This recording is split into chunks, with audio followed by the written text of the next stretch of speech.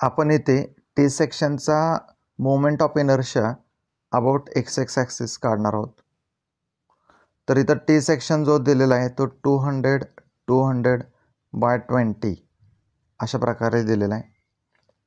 बऱ्याचदा त्याचं overall dimension दिलेलं असतं जे आत्ता सांगितलं, किंवा फ्लॅंज आणि वेब सेपरेट दिले जाते.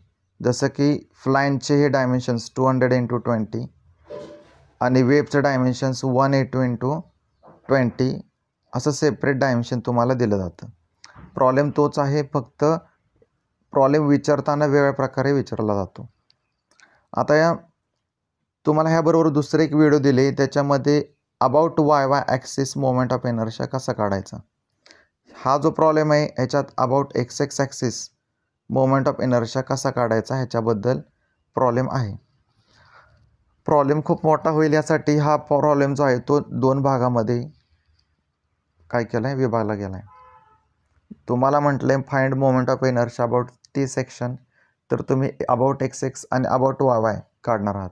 पण जर म्हटले की अबाउट एक्स एक्सच काढा किंवा अबाउट वाय वायच काढा, तर मग तुम्ही अशा प्रकारे करू शकता. मग आता टी सेक्शनसाठी बघा डायमेन्शन्स, तर हे तर कळालं, हे 200 आहे, हे 200 आहे, हे 20 आहे, हे 180 आहे आणि हे 20. About x x axis draw करण्यासाठी इथं मी फायनल ॲन्सरच केलेलं आहे, त्यामुळे इथं एक्स एक्स ॲक्सिस दिसतो आहे. तर सुरुवातीला आपल्याला काय करायचं आहे, तर रेफरन्स ॲक्सिस घ्यायचा आहे ओ एक्स सगळ्यात बॉटम साईडला, आणि ह्या ओ एक्सपासून सगळे डायमेन्शन्स टाकायचे आहेत. तर डायमेन्शन टाकण्यापूर्वी आपल्याला काय करायचं, हा टी सेक्शन 2 रेक्टँगलमध्ये, पहिला रेक्टँगल आणि दुसरा रेक्टँगल ह्याच्यामध्ये स्प्लिट करायचा आहे. पहिल्या रेक्टँगलचा सेंट्रॉइड काढून घ्यायचा आहे G1, दुसऱ्या रेक्टँगलचा सेंट्रॉइड G2 काढून घ्यायचा आहे. त्याला नाव द्यायचं आहे G1 आणि G2.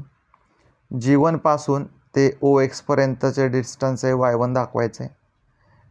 त्यानंतरनं G2 पासून ते ओ एक्सपर्यंतचा डिस्टन्स दाखवायचं आहे Y2. Y1 आणि Y2 ह्याच्यावरून वाय बारचा जो फॉर्म्युला असेल तो वापरायचा आहे आणि आपल्याला काय करायचं आहे, वाय बार फाइंड आउट करायचा आहे. तर वाय बार जो हा मोस्टली इथंच येतो, G1च्या आणि ह्या लाईनीच्या बरोबर मधोमध. त्यामुळे तिथं आपण अगोदरच एक्स एक्स ॲक्सिस ह्याला आपण म्हणायचं सेंट्रॉइडल ॲक्सिस हा ड्रॉ करून घ्यायचा आहे. आता ह्या सेंट्रॉइडल ॲक्सिसपासून हा G1 H1 एवढ्या अंतरावर आहे आणि हा जो G2 आहे हा H2 एवढ्या अंतरावर आहे. तर अशा प्रकारे सगळे डायमेन्शन्स मार्क करून घ्यायचे.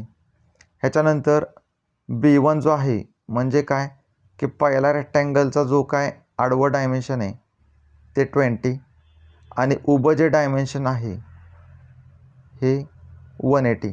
अशा प्रकारे B1 आणि D1ची व्हॅल्यू काढून घ्यायच्यात. दुसरा रेक्टँगल जो आहे ह्या दुसऱ्या रेक्टँगलचं आडवं डायमेन्शन जे आहे, आडवं डायमेन्शन इथं 200 ते B2 आणि उभं डायमेन्शन आहे ते D2. अशा प्रकारे गिवन डाटामध्ये लिहून घ्यायचं आहे. तर आता ह्याच्यावर आपण प्रॉब्लेम बघूया. Find moment of inertia of T section 200 × 20 म्हणजे ओव्हरऑल डायमेन्शन दिलेले आहे.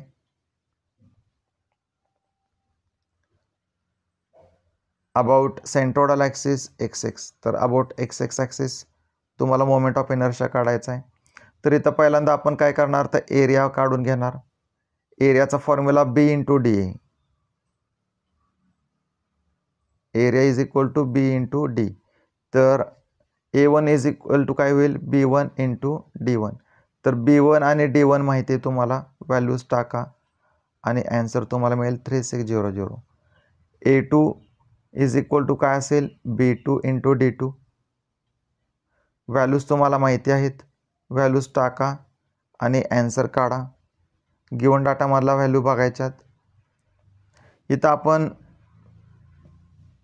टोटल एरिया काढलेला आहे A1 + A2, का तर 1 आणि 2 दोन रेक्टँगल एकत्र मिळून टी सेक्शन तयार होतो आहे. तर आपल्याला A किती मिळेल, 7600. आता याच्यानंतर आपण इथं Y1 काढणार आहोत. तर Y1 म्हणजे काय, तर पहिला जो रेक्टँगल आहे त्याचा OX पासून ते G1 किती अंतरावर आहे, तर याचा फॉर्म्युला आहे D1/2, म्हणजेच D1 किती दिला आहे 180/2, 90.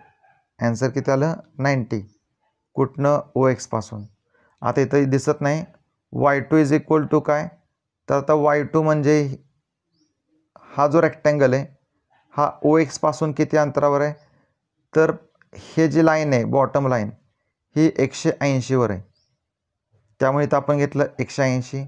आणि रेक्टँगलची ही जी लाईन आहे इथून G2 किती अंतरावर आहे, तर D2/2, त्यामुळे D2चं व्हॅल्यू किती आहे 20, त्यामुळे 180 + 20/2 ॲन्सर मिळेल 190. कुठनं फ्रॉम OX. आपण इथं Y1 आणि Y2 काढलेले आहेत. Y बारचा फॉर्म्युला काय तयार होईल A1 Y1 + A2 Y2 upon A1 + A2. आता याच्यामध्ये छोटासा फॉर्म्युला कसा बनवायचा त्याबद्दल सांगतो. A1 + A2 upon A1 + A2 हे लिहून घ्यायचं आहे. त्यानंतर इथं बघायचं आहे Y बार, म्हणून A1च्या शेजारी Y1 आणि A2च्या शेजारी Y2 लिहा. आपला फॉर्म्युला तयार. तर A1 A2 तुम्हाला माहिती आहे, Y1 Y2 तुम्हाला माहिती आहे. ह्या व्हॅल्यूज इथं टाका. टाकल्यानंतर पहिल्यांदा न्यूमरेटर आहे तो सॉल्व करा. कॅल्क्युलेटर दाखवेल 1.084 × 10⁶, 3600 डिवायडेड बाय 4000, 3600 + 4000 ॲन्सर मिळेल 7600. हे दोघांचं कॅल्क्युलेशन करा, ॲन्सर मिळेल 142.63 फ्रॉम OX. तर 142 हे जे डायमेन्शन OX पासून बघितलं तर इथं येईल. कसं काय, तर बघा Y1 डिस्टन्स किती 90, मग 90पेक्षा वर, आणि हे किती 180, 180पेक्षा खाली 142 आहे. त्यामुळं काय येणार आहे, हा X ॲक्सिस येणार. X ॲक्सिस ड्रॉ केल्यानंतर आपल्याला H1 काढायचं आहे. H1 काढण्यासाठी आपण Y बार आणि Y2 ह्या दोघांची मदत घेणार. Y बार आणि Y1 H1साठी Y बार आणि Y1ची मदत घेणार. Y बार आणि Y1 बघितल्यावर तुम्हाला असं दिसेल Y बारमधनं Y1 वजा केला तर H1 मिळतो आहे.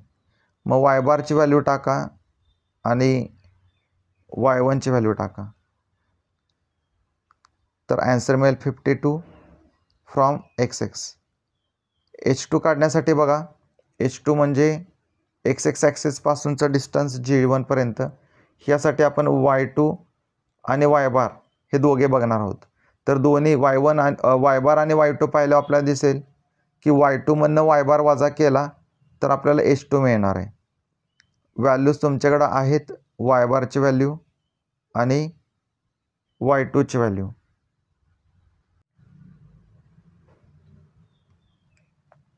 आता इथं आपल्याला X1 X2 काढायचं आहे. X1साठी IX1 फॉर्म्युला कसा बनवणार, तर X कसं डिस्टन्स आहे आडवं, मग रेक्टँगलमध्ये आडवं डायमेन्शन B का D, तर B, त्यामुळे B ॲज इट इज ठेवायचं आहे आणि दुसऱ्या डायमेन्शनचा जो आहे तो क्यूब करायचा आहे. इथं IX2साठी बघा पहिलं डायमेन्शन ॲज इट इज आणि दुसऱ्या डायमेन्शनचा क्यूब, म्हणजे आपल्याला काय मिळेल IX1 is equal to B1 D1³ भागिले 12 आणि IX2 is equal to B2 D2³ भागिले 12. तर B1 D1 आणि B2 D2च्या व्हॅल्यूज इथं दिलेल्या आहेत, त्या व्हॅल्यूज इथं टाका आणि तुम्हाला IX1 आणि IX2च्या व्हॅल्यूज तुम्हाला मिळून जातील कॅल्क्युलेटरमध्ये. आता आपल्याला फायनली हा टोटल जो T सेक्शन आहे, ह्या टोटल T सेक्शनचा about XX axis moment of inertia काढायचा आहे. इथं जो काढला तो फक्त रेक्टँगल 1 आणि रेक्टँगल 2साठीचा काढला. आपल्याला आता टोटल T सेक्शनचा काढायचा आहे आणि या टोटल T सेक्शनसाठी आपण पॅरलल ॲक्सिस थेरम वापरतो. तर याच्यामध्ये काय करायचं आहे, पहिला जो सेक्शन आहे त्यासाठी parallel axis theorem IX1 + A1H1² आणि दुसऱ्यासाठी काय करतोय आपण सेम IX2 + A2H2². अजून तिसरा असता तर परत IXX3 प्लस H3 असं आपण केलं असतं. आता इथं प्लस साईन का आलेलं आहे तर 1 आणि 2 ह्या दोघांची रेक्टँगल एकत्र आल्यानंतरनं टी सेक्शन तयार होतं आहे, म्हणून इथं काय केलं प्लस साईन केलेलं आहे.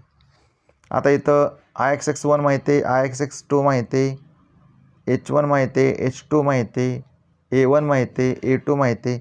ह्या सगळ्या व्हॅल्यू ज्या आहेत त्या सगळ्या व्हॅल्यू या फॉर्म्युल्यामध्ये टाका. ह्या सगळ्या व्हॅल्यूज टाकल्यानंतर